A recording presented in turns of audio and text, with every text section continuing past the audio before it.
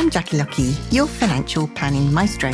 This series of podcasts is aimed at financial planning professionals and also those who are looking to enter the financial planning profession. We will be talking during the podcast about all things Certified Financial Planner certification related, talking to other CFPs around the world, and also we will be dropping in on some new entrants who've just entered the financial planning profession, and we'll be checking up along the way on a regular basis with them to see how they're getting on. I hope you enjoy today's podcast.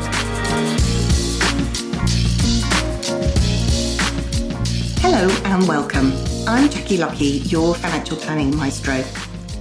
And today's podcast episode is a very, very special one because I am joined by Dr. Moira Somers, all the way from Canada, who is talking to us about all the psychology of asking the right questions and how that overlaps in financial advice. Welcome, Moira. Thanks for joining me. Thank you so much. It's delightful to be with you. Now, we have lots to get through in the next 40 minutes or so. So I'm going to dive straight in and ask you all about how you got interested in the psychology of financial advice. I've worked for years as a neuropsychologist, Jackie, working with people in some of the worst times of their life. And one of the things that became really clear early on was how much money played a role in the eventual outcome. In Canada, we have a national healthcare system. And so it wasn't necessarily about access to healthcare, that kind of financial well-being, but it was about people's relationship to money, and whether they had done the right things with their money, including the right kinds of conversations about money prior to their illness or accident that really contributed to how stressed they were through the recovery process and how stressed their families were. And so I began to be really interested in this whole notion of money and well-being quite early on in my career. That overlapped with the work I was doing at the medical school, which was around, has always been around the notion of what makes it so hard for people to do the right things with with the advice that they get. You know, it's often an issue of not so much of knowing what to do, but how actually to follow through with advice. So at some sweet point in my life, those two areas came together. How do we help finances really support people's well-being? And how do we help people follow solid financial advice? And that's what led to me being here today. That's fun. It's fascinating stuff, isn't it? And I know that I've read reports of you saying that I think 38% of Canadians say that money's their number one source of stress. And only last week I saw a report, I think it was from Legal & General actually, who said that their recent research showed that 68% of 50 to 64-year-olds are actually returning to work after retiring during the pandemic. And they're going back to work now purely because of their money worries. Wow, that's shocking. It's fascinating. And you kind of think, actually, for those people, you know, that's a lot of very stressed people out there at a time when, you know, I think particularly if you decided to retire and stopped working and having to go back again, you know, psychologically speaking, that must be extremely difficult. I think it is, especially if it's not bigger issues of meaning or social engagement that are driving that choice, if it's purely a financial reason. On the other hand, it has a way of sort of focusing the mind, doesn't it? It kind of takes away choice elements sometimes that may make it simpler for people to go. But, you know, obviously hearts are heavy when there's financial stress involved and when you're really concerned about not being able to make basic payments that you need to be making. Yeah, very difficult. And I think particularly with the way markets are and, you know, with the recession and with everything that's going on in the world, all the dreadful things that are happening, there's a lot of background stress for individuals anyway, isn't there? Just coming to terms with all of that, as well as trying to, manage your own individual finances, and then whether you should seek advice and the cost of advice and how accessible it is, all kind of goes into this melting pot of making it, very testing times at the moment. On the other hand, there's never been a time in human history when people have had quite as much disposable income as they've had, or access to really solid advice in a way that isn't just reserved for the elite. And so it's not all a picture, it's not exclusively a picture of stress and gloom and doom, but also of how do we help people really lean into the opportunities that are there, and how do we help them do hard things and make decisions with greater confidence, even in the face of uncertainty. I think those are the upsides for us as practitioners, wherever we are. Yeah. And I was just saying off air, one of the examples that I would give is, when I was in my early 20s, there was a GP couple that I was advising, and I was just getting into financial planning, just starting to explore spreadsheets, and the first UK financial planning software had just been developed. So it's in its very early rudimentary stages. And I'd seen these clients for a few years. They came in for their annual review and they kind of behaved a bit differently. And I kind of tweaked that something was going on, but I hadn't really kind of cottoned on to what was happening. And I had, as many financial advisors at the time, many financial planners do as well, have had my agenda with my set questions. And I got to the bit on my questions and I said, where do you see yourself in 5 years' time? And they looked at each other and looked back at me and said, divorced. And I nearly fell off my seat. I was absolutely horrified. And I think, for me, I felt that I didn't know how to deal with a situation like that. So how could or how should I have dealt with something like that? Oh, mercy, Jackie. That's a hard one. I think most of us would have been stopped in our track by that. And so, just finding a way to be able to say something along the lines of, tell me more. Tell me more. And if you need a moment to recover with that kind of disclosure, to be able to say, to tell you the truth, I was not expecting this. But I am glad that you told me, and let's figure out what is the most important thing for us to accomplish in our meeting today. Mm. In other words, you don't pretend the emotion isn't in the room. You give yourself a moment to regulate yourself and to get yourself on track, and then you figure out, what do they want? Yeah.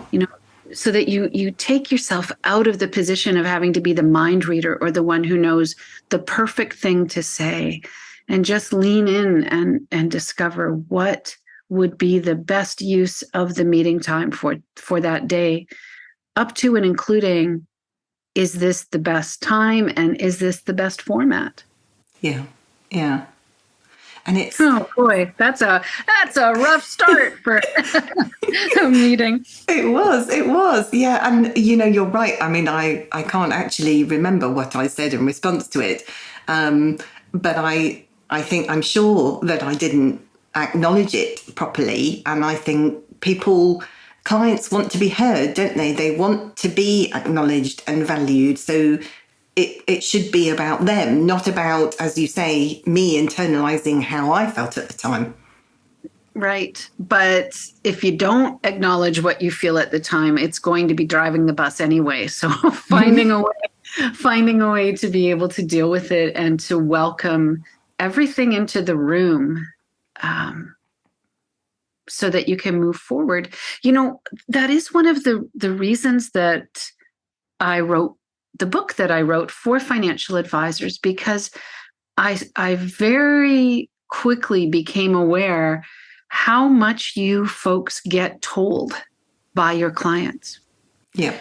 You are often, for example, outside the physician's office, the first person to be told of a new diagnosis. Yeah. You may be the first person to even detect cognitive decline in a client well before the physician, for example. You may be among the first person that gets told of an intent to divorce. In fact, you may be told it before the spouse gets told it. And that is layered on top of what is already this background of heightened emotionality that comes with the territory of working with people and their money. Yeah. Yeah. So, what's true is that you almost need to think of technical skills and personal skills or interpersonal skills as kind of the right hand and the left hand, the right side and the left side of the body. If you don't have technical skills, if you're not competent and ethical in those areas, then you are then you're a ticking time bomb. Yes. And if you're giving bad advice, then clearly that's an issue for regulators and public protection to deal with. We need technically competent professionals, that's for sure. Yeah. That doesn't mean, though, that it's that the interpersonal stuff isn't important, because in the end, people will take your competent, ethical, technical advice and they'll put it through their personal filter of, did I understand that? Does this make sense to me? Do I agree with this? Is this on track with what's really important for me? And if you can't deliver that advice in a way that makes it through the personal filter of the client, then it just won't go anywhere. Yeah. So it's very much the same as in medicine. I can know exactly the right antihypertensive medication to give to somebody, but if I don't know the questions that allow me to sensitively find out, can the patient afford this medication? Can I make it clear that if the patient is having sexual side effects with this medication, that they feel really comfortable in coming to me with that? Can I make sure that they have the memory capacity to take it regularly, or to even have access to the pharmacy where they might get it? Those last 3 or 4 things that I mentioned, Jackie, of course, have nothing to do with whether that medicine is the technically correct one. Yeah. But it has everything to do with whether that technically correct medicine is going to be taken. So we need, my aim is to see the same revolution take place within financial planning fields as has taken place within the field of medicine, which is recognizing there's a whole lot more that goes into follow through than simply having the correct forms and the correct advice. And there is a balance, isn't there? Because you have to get to a point where you can connect, like you say, so that the information and the recommendations you're making, that you're a guiding hand and it gets through their filter so they understand why you're asking them to take a particular course of action, like you do with a particular set of tablets or something. But I think for many financial planners, there's a difficult, where does the professional line, where's that drawn? Because in order to connect, you kind of need to be not quite their friend, but nearly their friend. Do you? Or is it just about your approach? I don't think that friendship is required, but I do think that some of the elements of friendship are there, like, for example, empathy. Mm-hmm.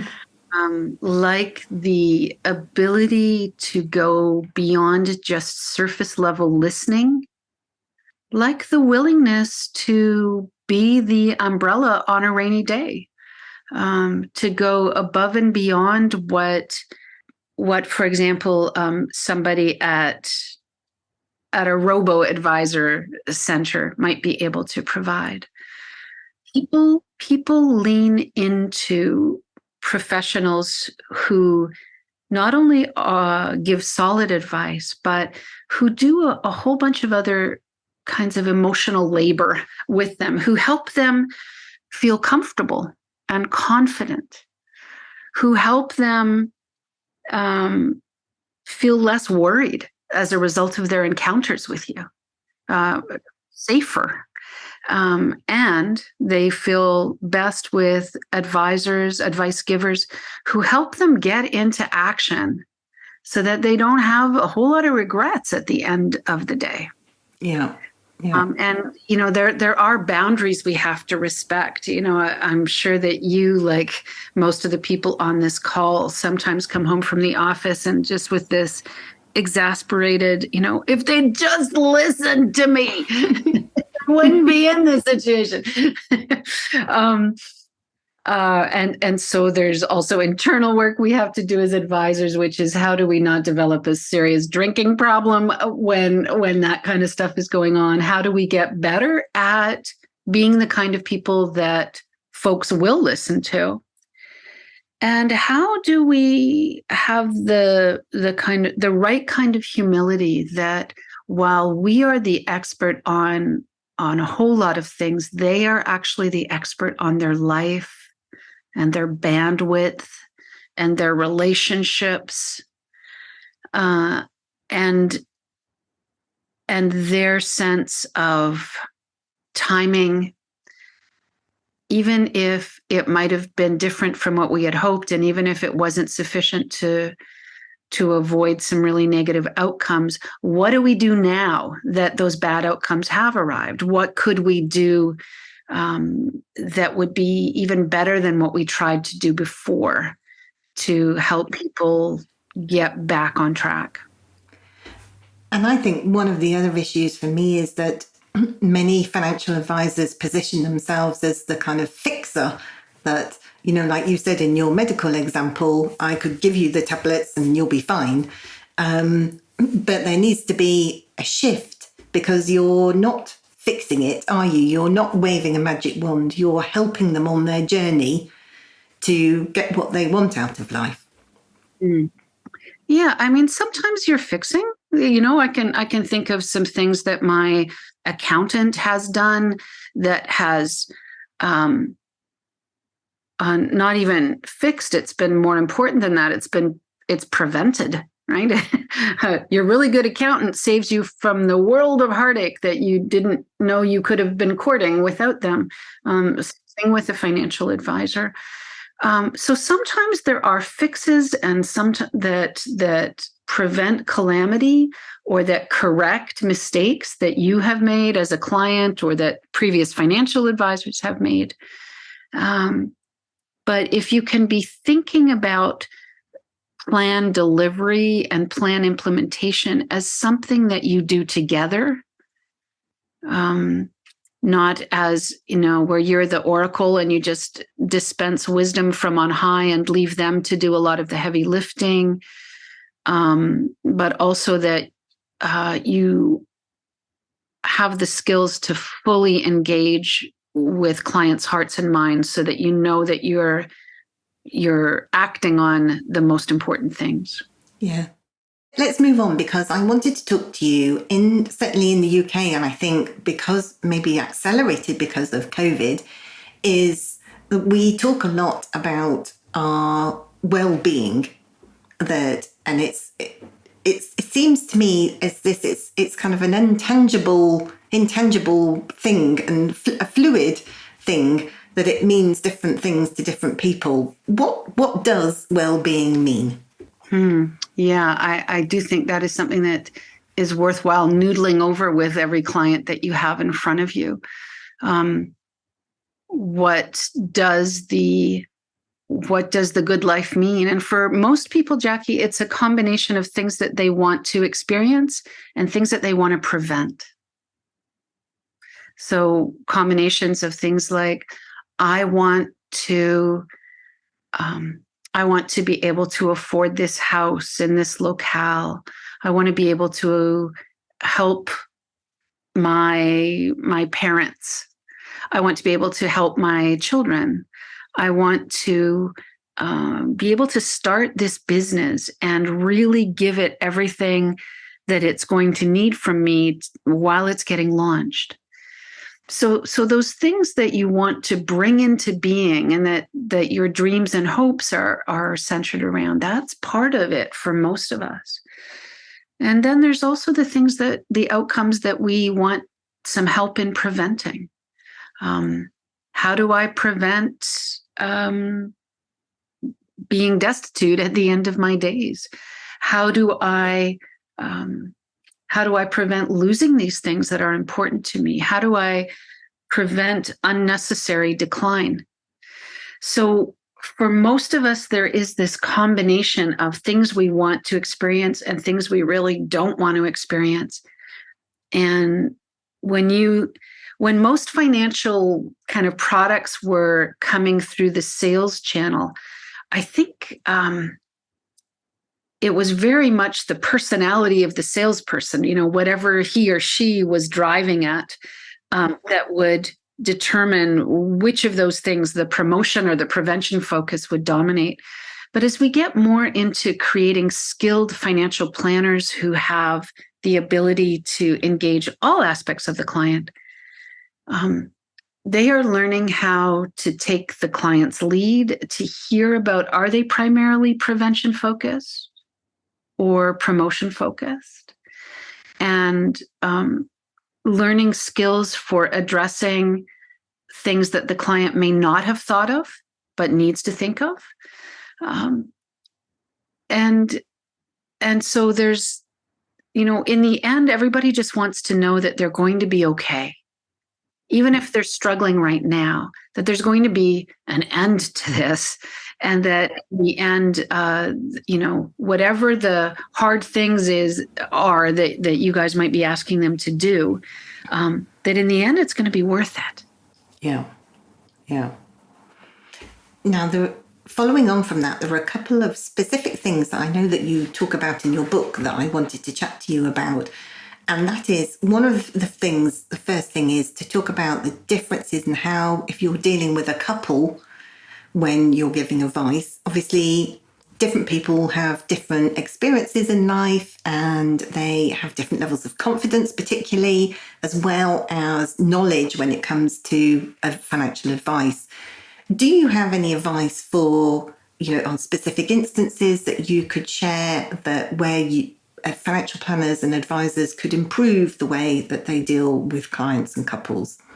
Yeah, folks have, I think there's been an awareness that confidence and competence are sometimes spuriously correlated, which, yes, they go together. And one would hope that if you're not good at something, you would have the self-awareness to know that you're not good at that, and therefore you would not be confident in acting on it.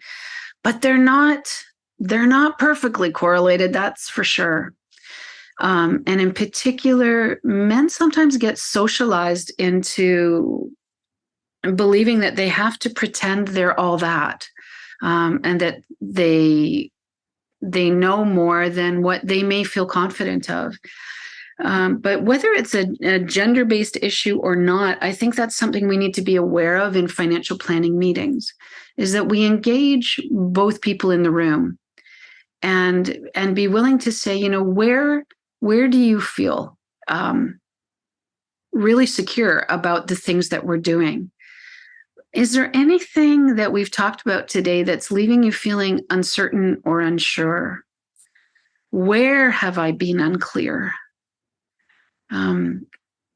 Is there anything that you want to dig into a little bit more or learn about a little bit more? Can I give you any resources?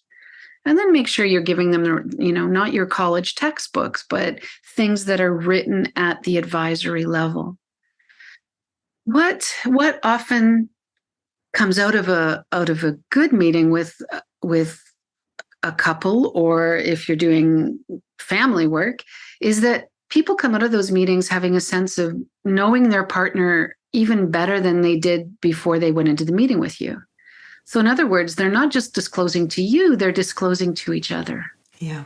my friend Michael Kitces has remarked ironically that financial planners, however, often introduce a non-trivial amount of conflict into couples' lives, so that, you look out your office window and you see them arguing in the car after their meeting. So being able to kind of welcome disagreement into the room and to normalize it and to say, it would be kind of weird if everybody were in agreement on everything. What kinds of disagreements feel safe? Are there ones that kind of feel a little more fraught, a little more dangerous, or in some ways unmanageable, that you want to give me the heads up on before I dive in where angels fear to tread? There's lots of different ways of asking these questions that that say, look, I'm in this for the long run. This is going to be a progressive kind of revelation over the years. And if it's too much for today's meeting, let's come back to it another day. Yeah. And, as most of our listeners know, my husband's also a financial planner, and we sought advice from a financial planner ourselves. They gave us a few questions to think about. And one of the questions was, where if something happened to one of you, would the other person stay in the same house, or would they move? If you could move anywhere, where would you move to? And at the same time, we named a particular city in the UK that we both wanted to move to, that ended up being 450 miles apart. And even though we were both very shocked, it was interesting that we hadn't had that discussion. Yeah.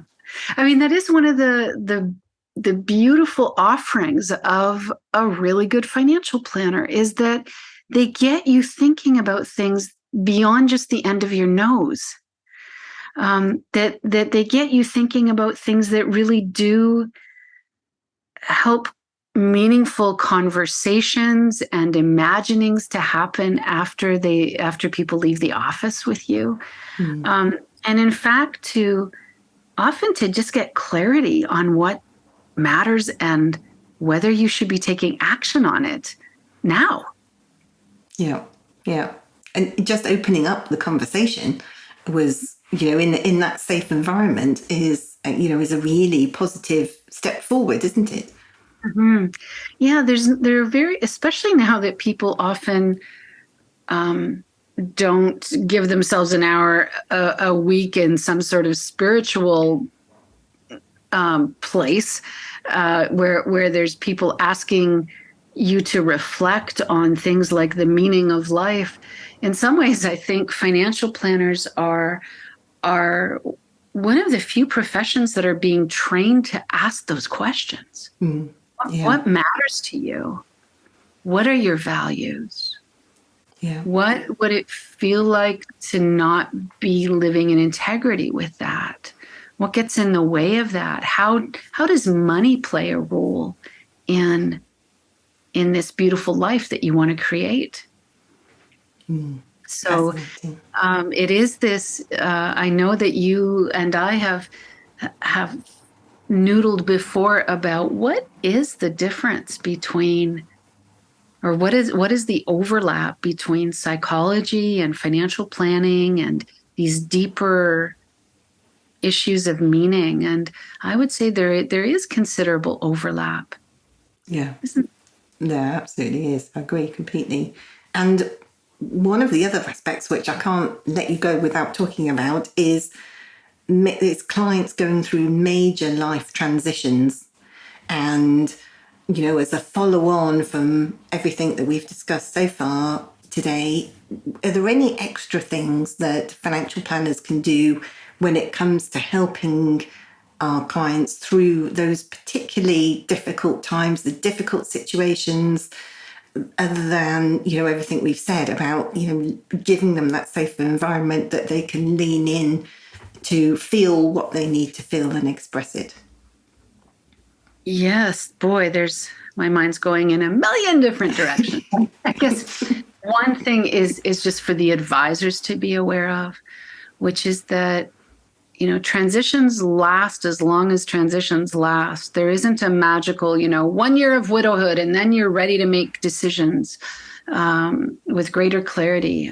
For some people, decision-making capacity is never offline. They've had time to be thinking about things, and they're very happy to stay engaged in their financial planning life. They don't need to be they don't need those things to be taken over for them by well-meaning planners. And in other people, they, the journey through grief may be years and years and years.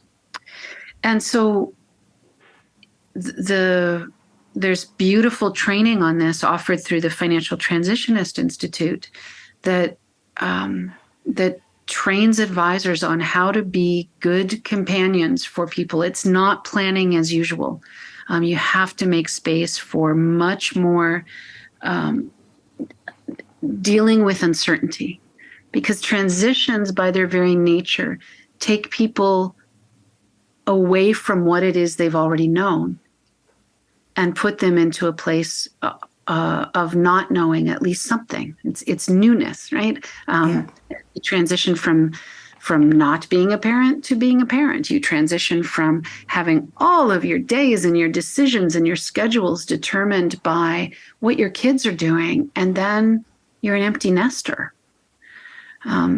You're a business owner and you're a captain of industry, and then you retire and you are neither of those things anymore. Mm-hmm. And so identity takes a while to recover or to kind of re-equilibrate. And so there are specific skills that financial professionals can learn for accompanying people in transition. That's for sure. Mm-hmm. Yeah. And I think, I could talk to you all day, Moira. I know that we're nearly out of time, but there is so much that we have to learn still about ourselves as individuals, giving advice to our clients and how we behave individually and take that information on board, but also with the clients themselves, even just how, what they want for the future, their aspirations, what they want for their children. It's not just a box ticking exercise, is it? It's so much more than that. It's not just running the numbers and doing a cash flow and saying, oh yes, you've got enough money, don't worry about it. It's about how they feel about it, how, what they want out of life, isn't it? And being able to understand for them, what is the meaning of enough? And when you've run 1,000 different scenarios on, am I going to run out of money or not? And they're still dealing with financial anxiety, having been told that, they could survive 1,000 years on the money they have, then realizing that you've got to have skills for taking the conversation to the next level, because clearly this is not just about the money. Mm. Coming back to where we started, though, that the technical skills that allow people to feel that they can trust you, that you do know what you're talking about. That's kind of almost like the launch pad for everything else that comes. And if you can, if a launch pad is made out of, there's cement and then there's hardening, the cement hardening that you have. And so I just want to come back to, you need both of those things. You need the technical skills and you need the warmth and the empathy and the communication skills that allow clients to launch onto the path of their best lives as they're with you. What most clients don't understand, and this is something that I learned at the age of 13 when my dad died quite suddenly, is that they will be dealing with financial professionals during certainly some of the best and the most exciting times of their life, but also during the very worst days of their life. And so for all of us to be developing the skills that that allow people to look across the table and say, yes, I want her to be the one. I want him to be the one that is with me on this journey. And to know in your bones that you're with the right person. That's kind of the aim of professionals, is that you are their go-to person, no matter what kind of stuff that life has been handing them. That their thought is, I need to talk to Jackie about this.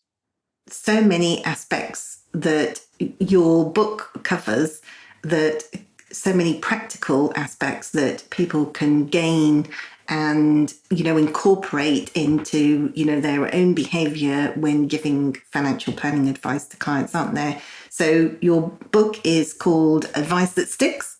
It is. And I will put some links to it in the into the show notes for those people who haven't read it, or if you have read it, delve back in and maybe look at things a little bit differently.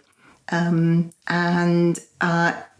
I still have dozens of questions to ask you. I could chat to you all day, but I think we're going to have to stop there. So thank you so much for joining me today. It's been a real privilege to talk to you. Thank you. It's just been a joy to be with you.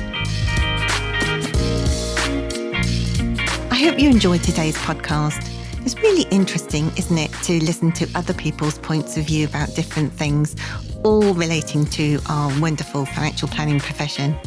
If you know anyone who might be interested in listening to any of these podcasts, please pass on our details to them. So that's it from me. Join me again next time when we'll be talking all things certified financial planner related, and also dropping in on our new entrants to the financial planning profession. Bye for now.